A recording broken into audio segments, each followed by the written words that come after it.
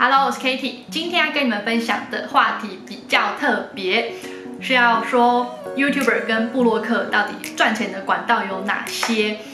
会想拍这个，除了第一个是要满足你们的八卦心态，我知道很多人看这些影片都是想说，哦，好想知道部落客到底都怎么赚钱，到底都赚多少钱哦。先说数字，我不会讲。我觉得讲出数字就太不道德了，但是我会跟你们讲赚钱的方式有哪一些。那第二个主要原因是我希望能够帮助到未来想要加入这一个产业的人，因为我觉得像部落客啊、YouTuber 算是一个新兴行业，它也只是工作的一种，但它是一个很新的，那对大家来讲可能算是比较陌生。那你如果想要加入这个产业的话，可能会比较难去规划你的未来。那所以我想要告诉你们赚钱的方式有哪一些。那可能之后可以怎么样跟厂商配合？那我最后会跟你们分享我通常是怎么跟厂商沟通的。那这样子你可以比较有一个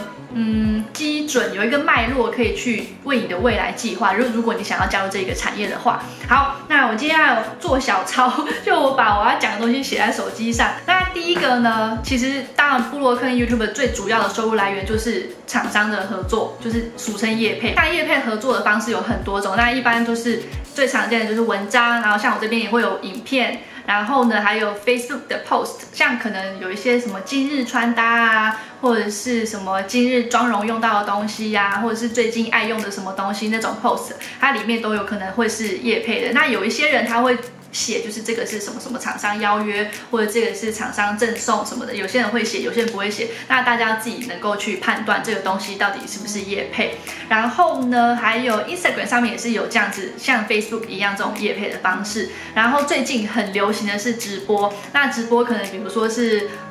直播化妆啊，直播头发整理啊，直播保养什么，这些都是会有业配的。那一样也是有的人会标这个是合作，这个是厂商邀约，这个是厂商提供产品什么的。那有些人也是不会写，所以你们也是要培养自己能够判断的能力。然后还有一些比较特别，可能是活动出席啊。那活动的部分其实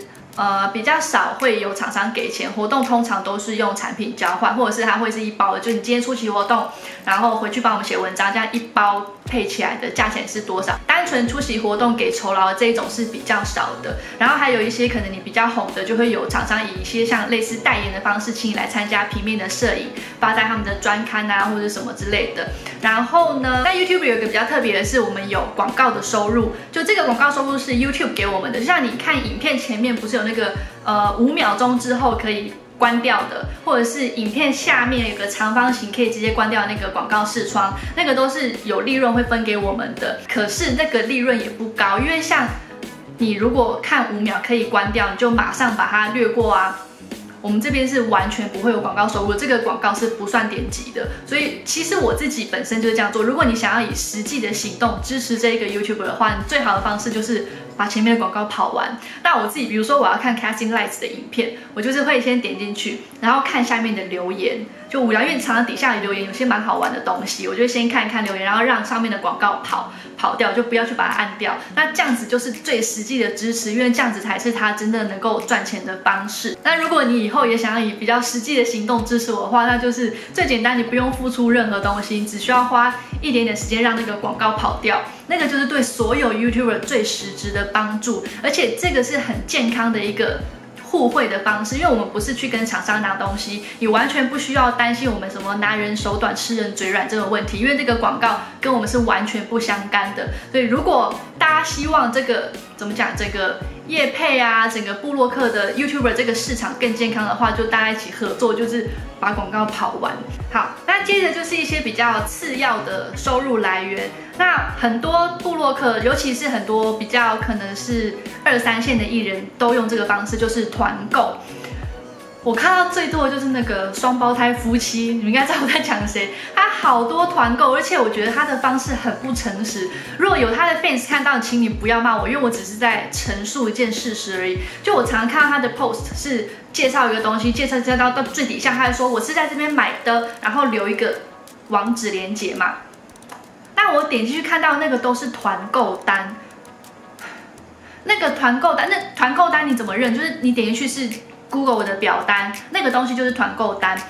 那个团购单它是可以抽利润的，可能通常是好利润我不要讲，我讲出利润我就太不道德了。那可是那个团购单它是可以抽利润，可是它是跟你们讲，它是在那边买的。不合理啊！我觉得这算是有一点点欺骗的行为吧。但是好，如果你有需要，你还是可以买。只是我自己个人，我是绝对不会去支持这样子不诚实的赚钱方式。但我当然不是说所有开团的部落客都是不诚实，就有的人他是会诚实揭露的嘛，所以就看你们自己选择啦。我自己的选择是，如果你不能诚实跟我交代的话，我就绝对不会用任何方式去支持你。然后还有比较这是欧美比较常见的，像美国的 YouTuber， 他们很多是用分润连结或者是它专属的折扣码，像我自己也是有那个 Sigma， 我之前有给你们折扣码，也有给过你们分润连结，那个我都是可以有收入的。台湾的品牌、台湾的公司比较少用这样子分润的方式。然后还有联名商品，联名商品也是比较属于欧美 YouTuber 会做的，就比如说 Casting Light 跟ColourPop 合作啊，什么 Manny 跟 Makeup Geek 合作，或者是各种 Jaclyn Hill 也跟 Becca 合作，就是他们这种联名商品，他们基本上也是都是可以抽利润的。好，最后这个不算是主要的收入来源，它顶多算是一个小小的补贴吧。就很多的部落客啊或者 YouTuber 他们都会办二手拍，大家会办二手拍，主要就是因为大家都很会买，然后还有大家都有很多厂商会寄东西给他，所以就把这些自己用不到也送不完，像真的没有那么多朋友，没有那么多家人好送东西，所以就只好把它拿出来便宜的卖给自己的读者或者自己的 fans。那我有看到有一些人会批评部落客二手拍这样子的行为，就是有的人的说法是说，你们今天是拿厂商给你的东西，然后来大赚粉丝财。就我其实不认同这样子的说法。比如说，我把它转换成另外一种方式，好，比如说你今天你是上班族，你也会公司可能会给你3节的奖金礼品，比如说中秋节公司有送你什么奖品，那你自己用不到，你理所当然就是会上网转卖嘛。你应该不会觉得自己上网转卖公司送你的礼品是一个不道德的行为吧？但是那部落客就是一样这样子做，可是要被解读成不道德，我就觉得好像就是有点太严格了。因为今天部落客他厂商寄东西他是不用花钱没错，可是厂商为什么寄东西给部落客？因为厂商看到他的努力，看到他一直以来经营自己的部落格，经营自己的 YouTube 频道，这是他努力，厂商才寄给他的东西，所以是他得来的，他不是不劳而获，他不是地上捡来的。那这也是他自己酬劳的一部分。虽然说这个不是钱，可是这个其实是一种酬劳。那他把这个物品的酬劳去可能便宜的卖给读者，转换成金钱，我觉得这算是互惠吧。因为买的人他还是需要这个东西啊，那他可以以低于市价，因为通常部落客的二手拍都会卖得很便宜嘛，他可以以远低于市价的方式买到他想要的东西，对读者跟对部落客来讲都是好的啊。所以我觉得部落客二手拍是不需要批评的，因为我之前有看到有人办二手拍被批评得很严重，其实我是很替那个部落客伤心的。虽然说我自己其实是不太爱办二手拍，我自己我都很久以前在我的 Facebook 社团里面办过。那我自己后来是东西我都拿去给我妈，因为我妈朋友很多，我就直接把东西拿去给我妈，让她送给朋友。就我妈送给朋友的速度可能是100样东西，她只需要花3分钟就可以送光光吧。所以我东西基本上我就是拿给妈妈去处理，所以我是比较懒得办二手拍，但是不需要去攻击办二手拍的人啊。那这边跟你们分享一下我平常都是怎么跟厂商沟通的，就是合作的话都是厂商自己发信过来给我，就跟我说他们是什么品牌、什么产品，问我有没有兴趣合作。那我第一个我都会先看品牌我喜不喜欢，再来看这个产品我是不是有兴趣，跟我就是符不符合。像有时候可能是很好的东西没有错，可是如果是我自己不赞同的消费行为，像之前是有很贵的洗发精，希望能够跟我合作，那我是直接说这个不行，因为我自己不会去买这么贵的洗发精，那我不会去分享我不赞同的消费行为，所以像这种东西我就会直接拒绝，不管它是不是很好的品牌、很好的商品。那再来是东西我收到用过之后，我才会回复厂商说确不确定合作。那我决定要不要合作，不只是看东西好不好用，就我会去搜寻他们的那个商品诉求。像比如说之前 Maybelline 想要跟我合作妆前乳，那我收到用，我觉得不错，它真的有控油，持妆度是真的也不错，但是我搜寻他们的那个诉求之后，我发现他们是要说持妆控油保湿。那我用起来，我发现它完全没有保湿的功能。但即使我觉得这东西不错，我还是拒绝了这个合作。所以因为这算是经过很多次的发现，也不是发现，就是因为我们合作啊，我们影片出去，我们文章出去，其实有时候你会很难控制厂商要怎么去用你的文章。像比如说，他可能就说啊，这个超级保湿妆前乳 Hello Kitty 推荐。但是我有推荐这个东西没错，可是我不觉得它保湿啊，所以我就是因为担心会有这样子的情况发生，所以我才会就是看他们的文宣到底他们强调的产品特性是什么。如果我觉得有不符合的，我就会拒绝合作。然后还有合作怎么沟通，因为我觉得可能比如说，如果你现在已经是部落客，你现在已经是 YouTuber， 你应该会觉得跟厂商沟通是一个非常非常麻烦的。那我自己影片合作的流程是，我收到东西用了之后，我会写大纲。然后我大纲里面会写说，我大概每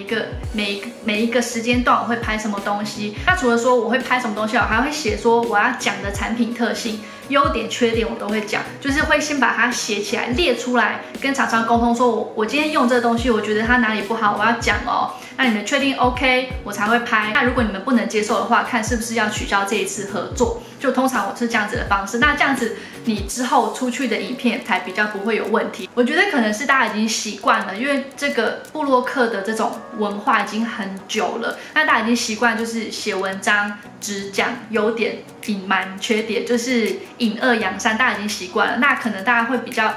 不敢说在文章里面写缺点，但是其实我自己这样做一阵子啊，我觉得其实大部分的厂商都是很好沟通的。你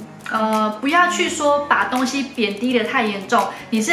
很公平的去讲它的优缺点，其实他们不太会说啊不行，这个就是绝对不能写什么的。我觉得大部分都是可以沟通的。那如果是真的完全不能沟通的厂商的话，那我们就不要合作啊。不稀罕啊！这世界上好厂商这么多，你不需要去屈就一两个那种完全无法沟通的那种厂商，而坏了自己的名誉。我觉得当部落客、当 YouTuber 最重要的就是你自己的名誉，你自己的名誉建立好，这才是你未来走长远的方式。不要去为了那一两个 case 而去怎么讲妥协你自己的原则。跟厂商这样子的沟通 SOP 也不是一开始就这样，就是从错中学。那这1年多经营 YouTube 来，就跟厂商沟通，其实之前都常常会出问题，那每次出问题到最后都是有时候会是不太愉快的结束，所以我才一直改到现在这样子的沟通流程，我觉得是最顺利、最顺畅，然后也可以让我最后的出来的成品是最好的。好，还有什么？好像没有什么要补充的。那如果你有什么问题啊，你以后也想要当部落客什么，你可以在底下留言给我们，可以一起讨论。好，那以上就是今天的部落客跟 YouTuber 怎么赚钱的分享。希望你喜欢今天的影片，也希望今天这支影片有帮助到需要的人。那如果还没订阅我频道，记得要订阅哦，拜拜。